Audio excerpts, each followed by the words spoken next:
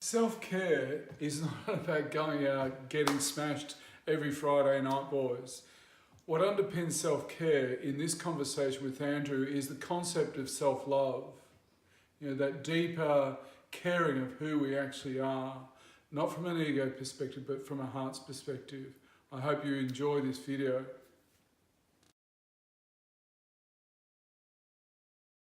To rock on? Yep. Okay, let's have the conversation. Sounds good. All right. So you're on the road, are you? Is that right? Yes, we are on the road. We're in downtown Melbourne. Okay. What a beautiful city! What a beautiful city, mate.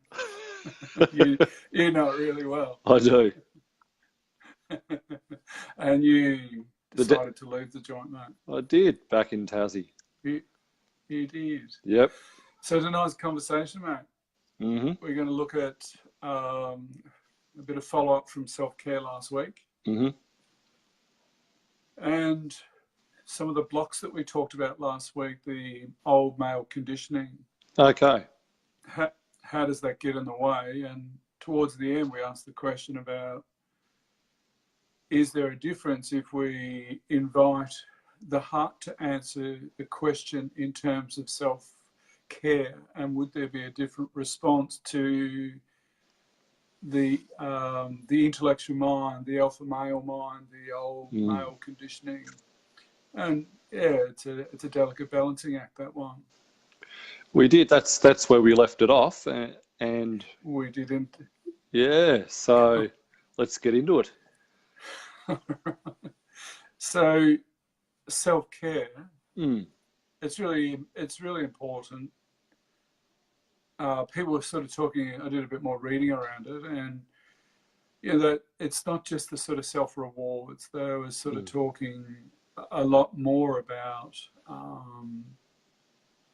taking some action, taking sort of that responsibility for taking responsibility for actions. That's not, that history, that male history does that then stop us from taking that sort of self-care action? And have we had a bit of a history where we expect,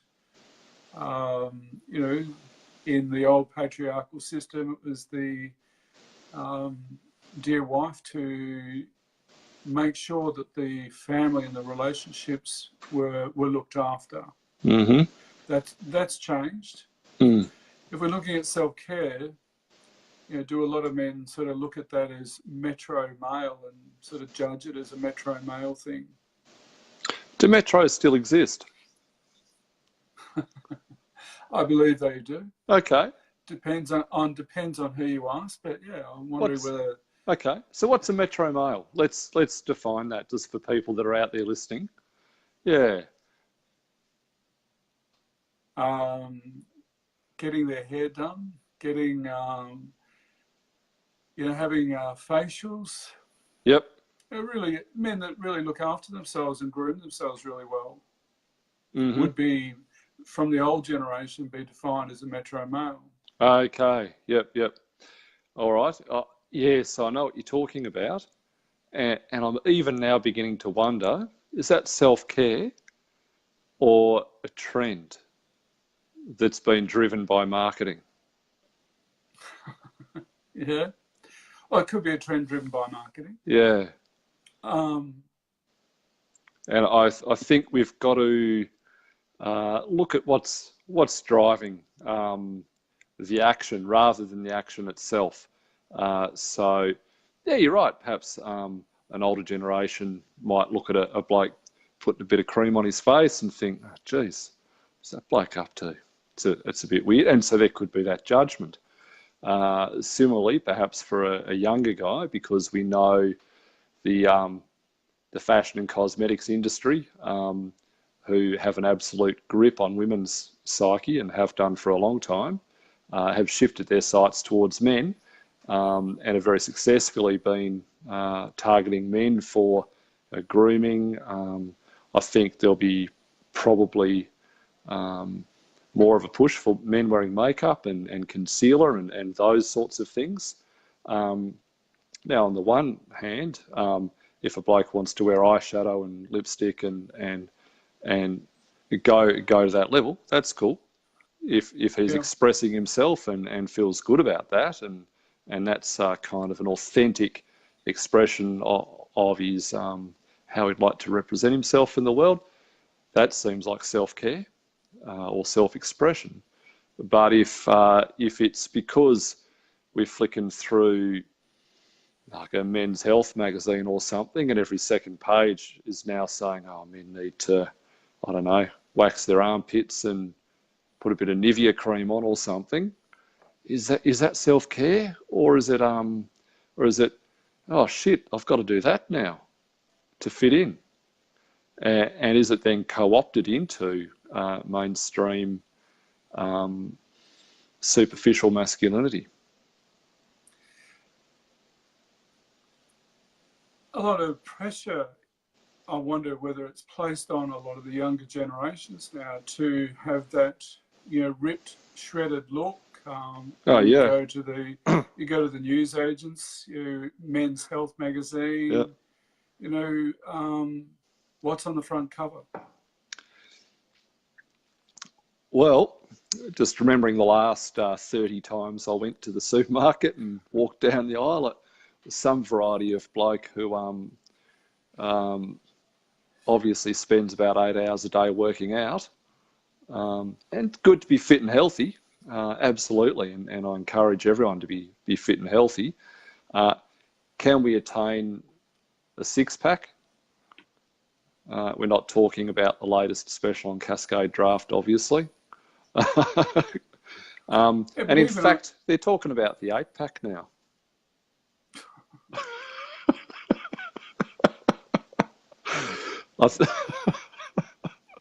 So if you thought the 6-pack was hard to get, the 8-pack, I think apparently there's another couple of muscles right down the bottom there, near the budgie smuggler line, you can work on. So that's a big ask if you're trying to hold down a job, go about your daily life. And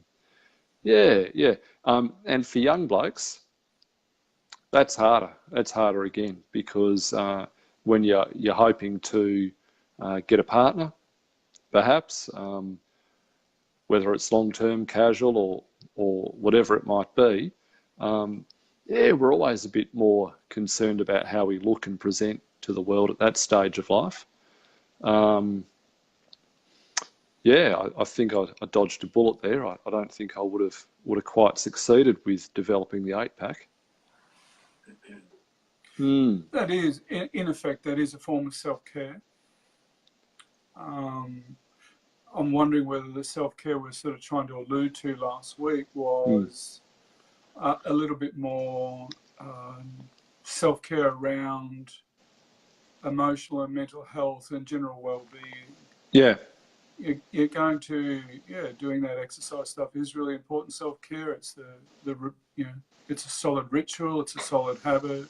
Yeah. There are a lot of benefits. There's a lot of connections that I have no doubt get made in that situation. Absolutely. But if it's striving to attain an ideal that's been thrust upon us by marketers, essentially trying to make a buck, then that stops being self-care. So how do we cut through that? Yeah, how do we cut through the bullshit? That's sounding like an inner journey. That's an inward look. So earlier you talked about ego versus heart. Would that be a fair way of describing it? Yeah, look, we can't never not have ego. I remember once in a workshop, could I have an ego about being egoless, about my egolessness? I remember that. I do. It was a good question. I do. It was a good question. I think they sometimes call that a spiritual ego. Okay. Yeah.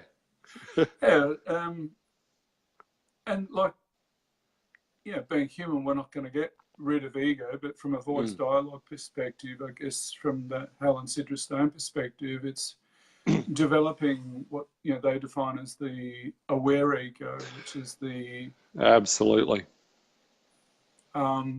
which is the ability to be mindful about the different personality traits within our ego, our defined ego, perhaps. Yeah, and our ego helps us to interact with the world. It's just, are we empowered to choose how we interact with the world, with the awareness that our ego is there to help us get along and let us know what's happening, or is it running us? Well, if you ask the fig jams, I would imagine that it's running them. Yeah. I'm not sure we're allowed to swear on here, but do you know what? You've obviously heard of the term. I think fig we jam, are. yeah. We can swear. It's whether we want to. Yeah. Yeah, and it's those jocks that are running around. You when you're working with guys, and particularly young kids, maybe your 15s, they will also talk about, there are a percentage of their classmates that do have a bit of that fig jam ego quality about themselves. Mm-hmm. And it's like, is that, what happens to their self-care when they're operating out of that paradigm? Mm. And how do we invite them to experience there's more to the sense of self than it is to what you're presenting to the world? Mm.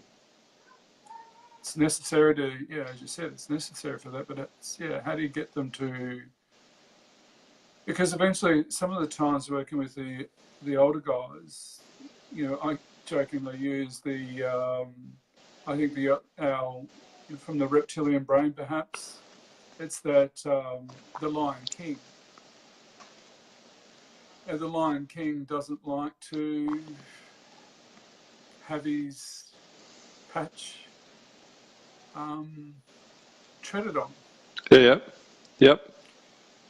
Now, underneath the Lion King has an underbelly, and may that underbelly be quite vulnerable.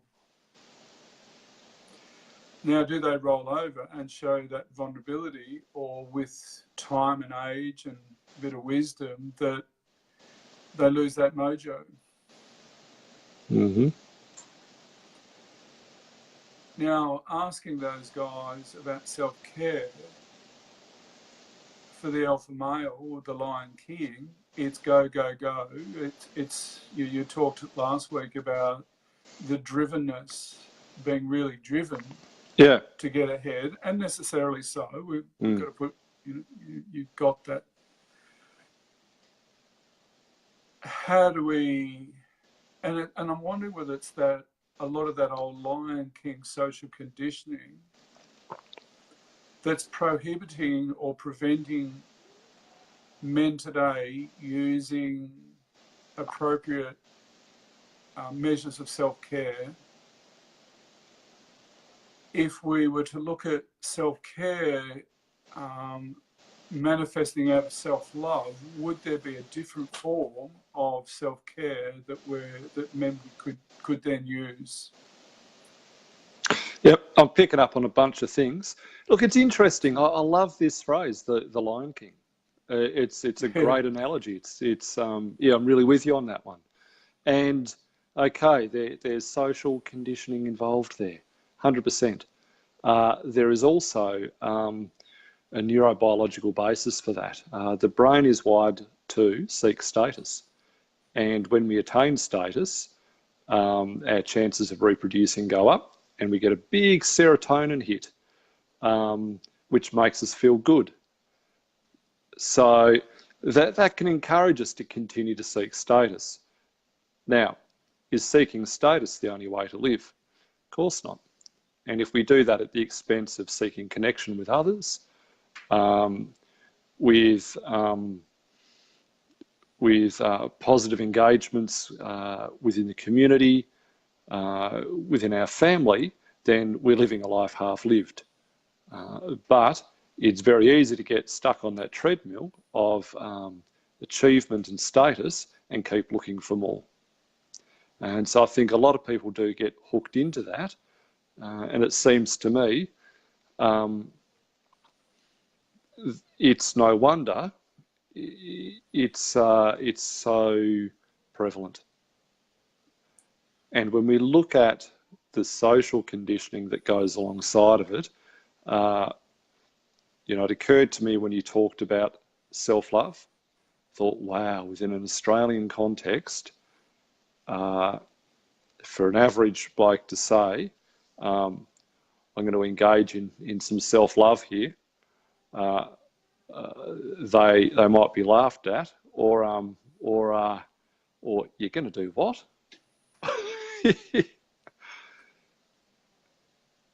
And from a perspective of self-love, I assume, well, I don't assume, self-love is more from a heart perspective than perhaps an intellectual mind level.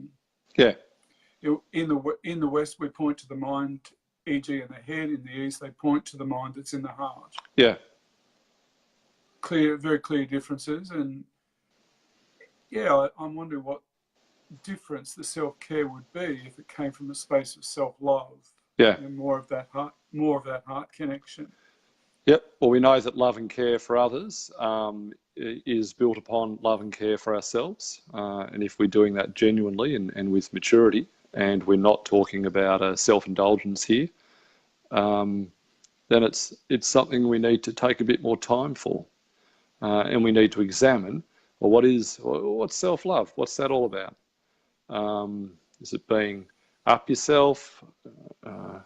Is it you know, buying another Ford Ranger to look good in? Is it drinking a six-pack, having sex? Is that self-love? What is it?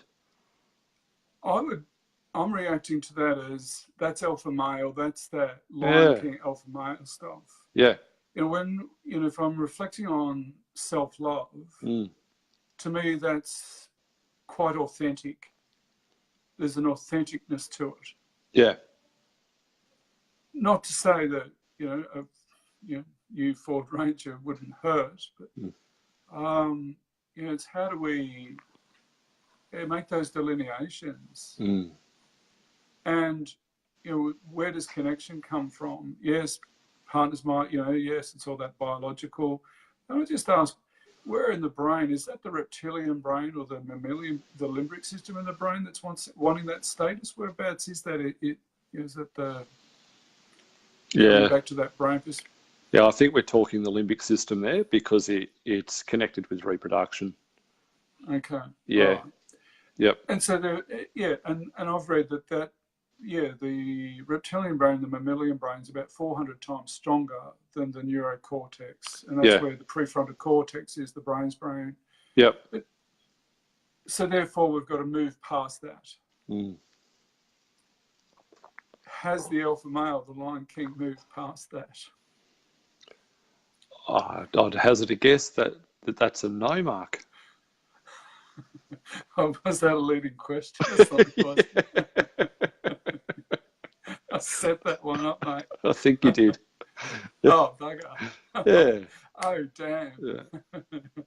Okay, so dropping down, into the heart, into that self-love. Yeah. From the Eastern philosophy, that's the heart chakra stuff. Mm-hmm. Is the Lion King connected to that heart chakra stuff? Okay, so when we're hooked in to status, when we're hooked in to winning, when we're hooked into action and achievement, although all those things have their place, if they drive us, then we're probably missing out on the opportunity to really understand what our needs are, and then to engage in good, positive self-care. How do we measure that positive self-care? You know, last week when we were about closing, yeah, it's like if I was to ask you, hi Lana, how you going? If I was to ask, yeah, I sometimes, ask two questions if I am trying to explore the emotional health and the emotional well-being. If I was to ask a reflective question around that and get, this is my this is my interpretation and my perception, and I might be projecting, etc., but I don't get a sense that it's coming from the heart. And then I'll ask another question. I'll repeat the question, and then ask, how would your heart answer that question? Hello, Rebecca Louise, all the way from Hamilton. Good to see you. Yeah. Would your heart answer the question, some of those questions differently? And what happens to the alpha male in you? So that's versus the heart in you. That's a good suggestion. And is that something that we as men can ask ourselves? What does my heart tell me? Is that a good way to direct our attention inward when we're trying to discern what is self-care?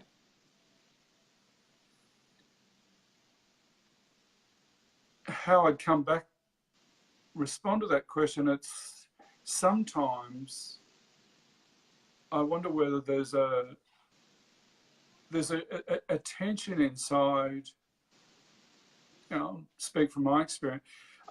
Sometimes there's a tension inside. It's like my intellectual mind wants to do one thing. Yeah. But my heart's wisdom is saying, no, don't do that, or do something else, or hang on a minute. And there is a tension in there. Absolutely, I experienced that too, and it points to there's a little more complexity to this going on, isn't there? I can relate, for example, maybe it's gym day, but I'm exhausted. It's been a big week. Maybe I'm coming down with a cold. Who knows? And then I ask myself, what do I want to do? Now, invariably, my head's going to say, look, just power through it, mate. Get down to the gym, get through it. You'll be right. You don't want to miss a workout. And if you do, there's another little voice at the background, that'll be a bit weak. And so that, to me, that's the social conditioning stuff. That's the Lion King stuff. I'm not going to be weak. Nothing's going to stop me. You Metro male, you. Yeah.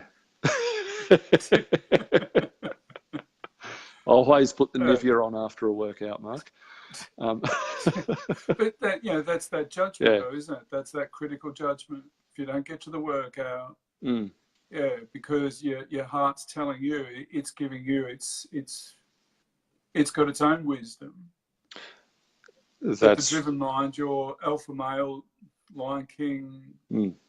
His lieutenant that sits on the right-hand side of him is going to town on you for being a Metro male and missing out on that session. Yep. So listening to the heart, which may say, look, you're a little fatigued, you're probably not really up to it today. How's about doing something a little more low-key? That can be a challenge, because then I need to accept I'm not living up to an ideal, which might not be healthy for me, and it involves accepting limitation. Is that also then, can I just dig a bit deeper there, or delve a bit? Is that needing to accept a vulnerability? Absolutely. Yep. There's some bouncing pillows just behind you there, Mark. Oh, don't tell Chris that much, she'll be...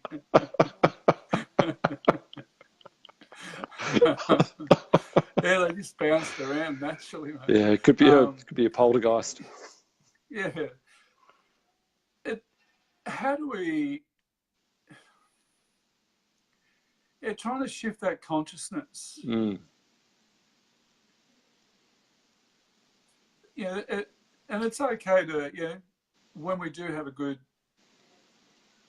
ritual or a good habits for self-care, that's, and that sense of achievement, when you power through stuff.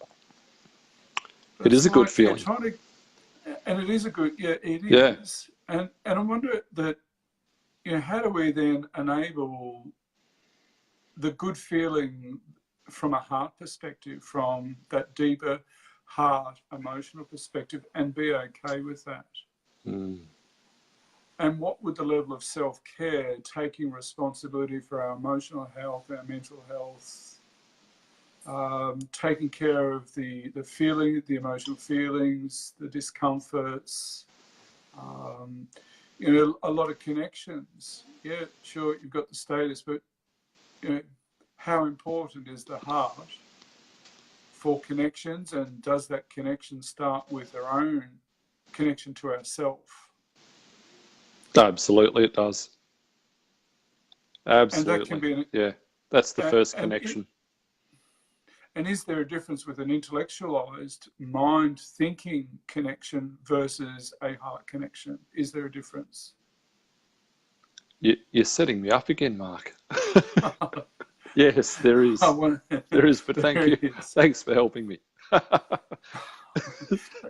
No, I'm just taking the piss. But it's true. They're very different things. They're very different constructs. Yeah. And Lana, she's made a comment here. We all have this innate gift of intuition, or our sixth sense. It usually comes in the form of a hunch. And then it's gotten to, I'm not sure, a gut feeling, or the unexplainable knowing without really knowing how or why. It's instinctive and comes from a deeper place than our intellectual minds are usually able to comprehend or explain. So why do we so often disregard this inner knower? And how do we know which part of the self to listen to? To me, they feel like distinctly two different parts of self, which can often cause a bit of friction, discord, uncertainty within. It's like the head and heart are conflicted, a power struggle between opposing energies, thoughts. One feels like the feminine and the other one feels somewhat masculinity doing a tug of war, which is really, from a Jungian perspective, yes, it's we men need to be coming into our anima, which is our feminine, and women coming into the animus, which is the masculine. Now it's how do you check in, like, in our training, in our work as, transpersonal and experiential psychotherapies, the heart and the emotions, the heart is a really important genre, a really important space to really get to know. How do you check in with that? What's your process of connecting to yourself? And, if your heart's saying one thing and your driven mind saying go, go, go, how do you authentically pull it back? So I really enjoyed the comment, and I thought it was great. I'm just going to just go on a very slight tangent and then answer that. There's research now which is suggesting intuition is actually a function of memory. I'll just park that to one side though. That's probably a conversation for another day. So I think you'll have a field day on that. Yeah.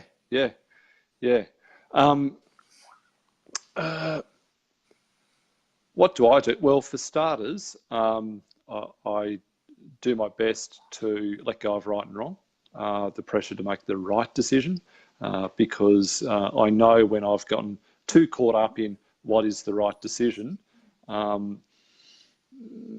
it's too anxiety provoking for me. I get too much ambivalence running. So to begin with, it's got to be okay to make a mistake, and then we've got to experiment. And I reckon it's by experimenting we build up some experience, and we begin to to learn through practice. Okay, today do I push myself through and let the head stuff dominate a bit? Or, okay, my feelings, my intuition are telling me something else.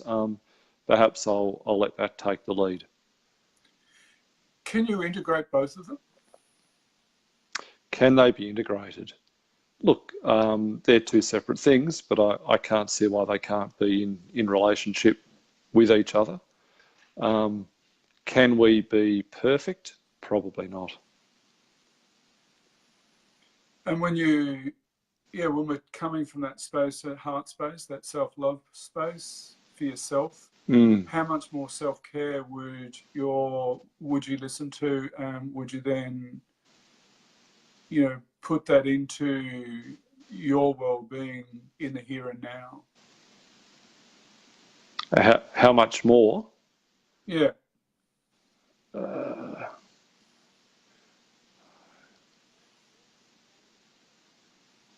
More. I probably missed the question there. Sorry. Yeah, no, you're right. Yeah. It's when you've got that tension, the right and wrong tension. Yeah. And you're listening, and the inner wisdom of your heart is speaking as well. You're hearing that, maybe that's a faint voice inside, you're hearing it. Yeah. But you're not, the head's stronger than maybe, for men, I'm wondering whether because, we've been socially conditioned and trained to cut the heart off. So we're not listening, we're not giving it the due diligence that it perhaps deserves. It's how do we integrate both?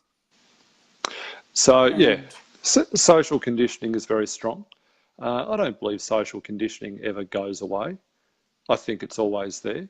It's something to be aware of, and we build other structures within the intellect, within the mind, that kind of critique that social conditioning, and that gives us an opportunity to make different choices. So that's a fairly heady kind of answer. And then, I know for myself, when I'm busy, when I've got a lot on, the head will tend to dominate, and I don't listen to the heart as much. And so that felt sense quietens down a little bit. And I do know from experience, if that goes on for too long, I'll get a cold, I'll get a flu, maybe I'll have an argument with someone I care about. Life just generally doesn't feel as good. And so through observing just that very fact that life doesn't feel as good, when I'm not listening to that felt sense, that intuition, that vulnerability, it's kind of the authentic need. Yeah. So I guess in my life, I feel constantly guided and drawn back to that. And it's a learning process. But when I'm listening to that part of myself really well, I definitely enjoy life a lot more. And I go surfing a lot more too.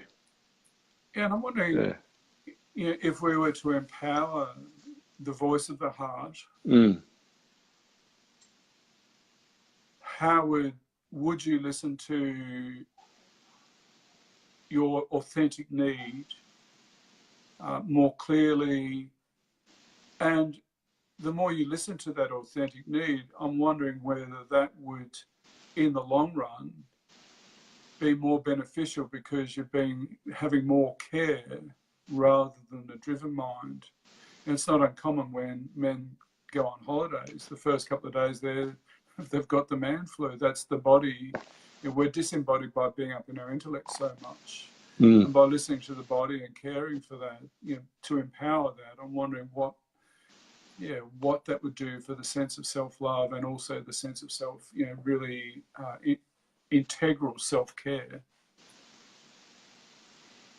Yes. Thought, mate. Yeah, look, empowering that voice, it's valid and it's necessary, and we need to do more of it. All right, let's have another conversation again. Yep, sounds good. Anything further to add? Anything to tie up? No, I think we're good. Yeah, it's good to catch up again. Yeah, ditto. Yeah. And thank you for the, I'm aware you've had a solid few days. I really appreciate your time, mate. So, and thank you I really love your knowledge. That's, that intellectual wisdom of yours, it's brilliant. And your heart is too, mate. Yeah. Thanks, Mark. All right. Namaste. Take care, mate. See ya. Cheers. See you, mate. I hope you got some ideas on what we mean by self-love. Self-love fuels self-care. If you got something from the video, please give it the thumbs up and don't forget to subscribe or share it to a friend. Thank you.